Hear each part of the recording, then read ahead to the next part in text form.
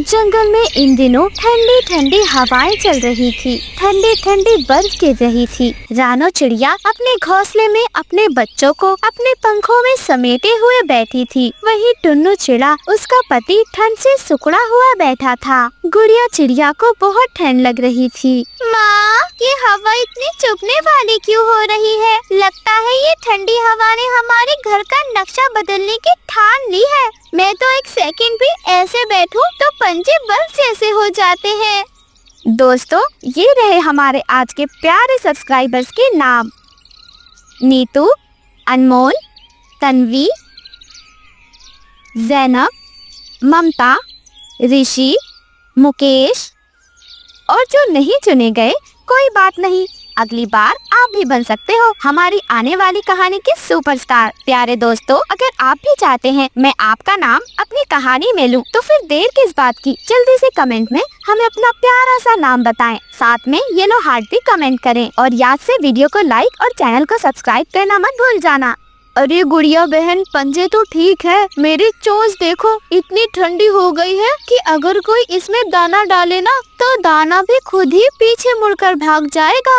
मेरे प्यारे सोने के टुकड़ों, मैं जानती हूँ ठंड बहुत है, लेकिन जब तक हम सब साथ हैं, ये ठंड हमें हरा नहीं सकती। थोड़ी देर और सह लो मेरे बच्चों, मैं तुम्हारे लिए सब ठीक कर दूंगी। अरे ठंड तो इतनी तेज है कि अगर मैं छींक भी मारूं तो शायद छींक के साथ बर्फ की एक परत ही बन जाए। लेकिन घबराओ मत, मैं हूँ ना तुम्हारा पिता, मैं अभी कुछ करता हूँ। तुम सबके पंखों को गर्माहट देने के लिए कुछ करता हूँ मैं। टुन्नू चिड़ा इतना कह ही रहा था कि अचानक तेज हवा का झोंका आया और घोंसला जोर जोर से हिलने लगा। अरे टुन्नू जी, ये तो बहुत ज्यादा हो गया है। ये घोंसला शायद ज्यादा देर तक नहीं टिक पाएगा। हम बच्चों को लेकर कहाँ जाएंगे? हमें कुछ करना होगा टुन्नू जी। घबराओ मत रानो, अगर ये हवा हमें उड़ाएगी तो मैं तुम्हें पकड़ लूंगा, और अगर गिर जाएंगे तो मैं तुम्हें बचाकर अपने पीठ में छुपा लूंगा। तुम और बच्चे ही तो मेरी दुनिया हो। रानो चिड़िया की आंखों से आंसू बह रहे थे। बच्चे भी डर के मारे कांप रहे थे। तभी हवा अपना रुख बदलती है और ज्यादा तेज हो जाती है और रानो चिड़िया का घोंसला एक झोंके के साथ धड़ाम से नीचे गिर जाता है। अब रानो चिड़िया, टुन्नू चिड़ा और उसके बच्चे सब जमीन पर थे। माँ, हमारा घोंसला टूट गया। माँ, क्या अब हम पेड़ पर टेंट लगाकर सोएंगे या फिर बर्फ की रजाई बनाकर ओढ़ेंगे? मेरे बच्चों, हमारा घर टूट सकता है लेकिन हमारा परिवार नहीं। मैं हूँ, तुम्हारे पिता हैं, हम कुछ भी कर लेंगे। हम साथ रहेंगे मेरे बच्चों। ठंडी हवा में कालू कौवा कांपता हुआ उड़ता हुआ उनके पास आ जाता है। अरे अरे टुन्नू भाई, सब कुछ उड़ गया, दिख रहा है सब कुछ। अब क्या यूँ हवा में वाकई में सोने का इरादा है? अरे कालू, मजाक मत कर, बच्चे अभी डरे हुए हैं और तुझे मजाक सूझ रहा है। अरे अरे भाई, मजाक नहीं कर रहा, मैं मदद करने आया हूँ। ठंड और तूफान दोनों जबरदस्त हैं। मेरे पास एक जगह है जहाँ तुम कुछ देर रुक सकती हो, लेकिन तुरंत चलना होगा। आप बहुत अच्छे हो कालू भैया, लेकिन क्या हम सब वहाँ पर आ सकते हैं? अरे अरे रानो भाभी, मेरा दिल इतना बड़ा है कि पूरा जंगल उसमें बस सकता है। तुम लोग चलो, वरना ठंड सब पक्षियों को बर्फ का पुतला बना देगी। और फिर वो सब उड़ जाते हैं। उड़ते उड़ते रास्ते में उन्हें हरियाली तोती और मिठू तोता मिलते हैं। गोरी कभी भी उनके साथ ही थी।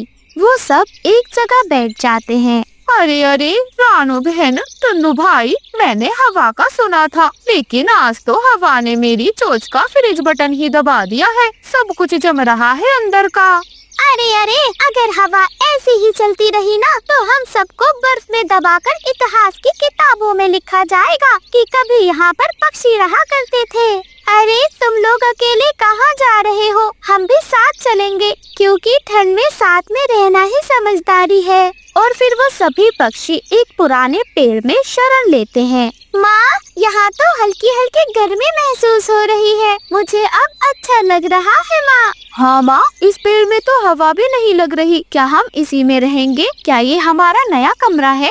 वो सब बहुत खुश थे, लेकिन किस्मत को शायद कुछ और ही मंजूर था। तेज हवा के साथ वो पेड़ भी टूट जाता है। अरे, हमें इस पेड़ से बाहर निकलना होगा, वरना हम सब मारे जाएंगे। टुन्नू जी, बच्चों को पकड़ो, मैं बाहर का रास्ता साफ करती हूँ। सभी पक्षी भागने लग जाते हैं, लेकिन रानो गिर जाती है और उसको चोट लग जाती है। वो बेहोश हो जाती है। कुछ समय बाद रानो चिड़िया जागती है। टुन्नू जी, मेरे बच्चे कहाँ हैं? तुम्हारे पास ही है रानो, तुम्हारी सांसों की गर्माहट से गर्म हो रहे हैं। तुम बिल्कुल ठीक हो। अब तुम जल्दी से और ठीक हो जाओ ताकि तुम्हारे बच्चों की और हम सबकी दुनिया भी ठीक हो सके।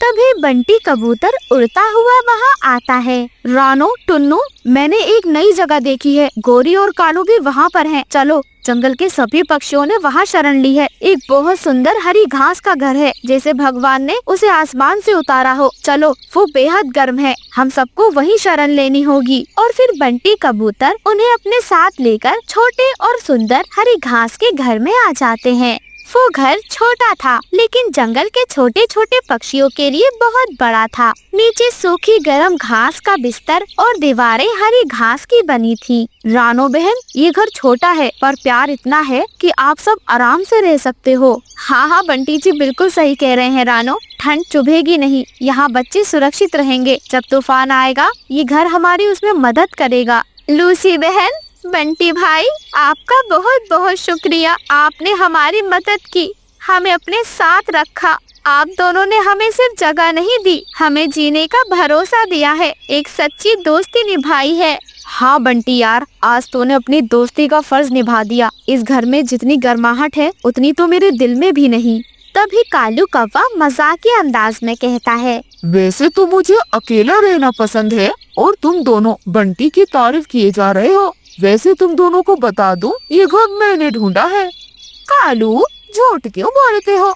इस घर पे पहली नजर मेरी गई थी। हाँ। अरे हाँ भाई, लेकिन थे तो दोनों साथ में ही ना। गोरी, तुम तो हमेशा मैं करती रहती हो। पिछले जन्म में बकरी थी क्या? कालू, मैं पिछले जन्म में बकरी थी।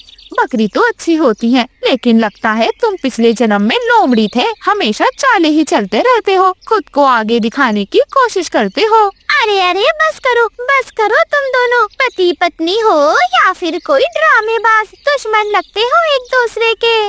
और फिर जंगल के सभी पक्षी हंसने लगते हैं। छोटे छोटे बच्चे खुशी से उछलने लगते हैं। रानो चिड़िया और टुन्नू एक दूसरे की ओर देखते हैं। टुन्नू जी, हम बच गए, हम सुरक्षित हैं और सब साथ हैं। रानो चिड़िया भावुक हो जाती है। उसकी आंखों में आंसू थे। जंगल के सभी पक्षी अब बिल्कुल सुरक्षित थे।